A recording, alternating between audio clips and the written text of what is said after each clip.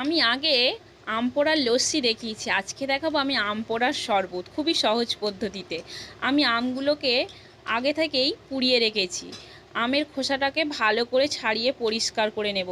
পরিষ্কার করা হয়ে গেছে, এবার আমি শাঁসগুলোকে এইভাবে বের করে নেব।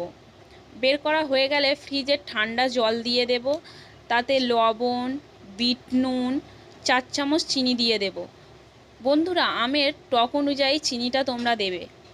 এবারে একটা চামচের সাহায্যে ফেটিয়ে নেব।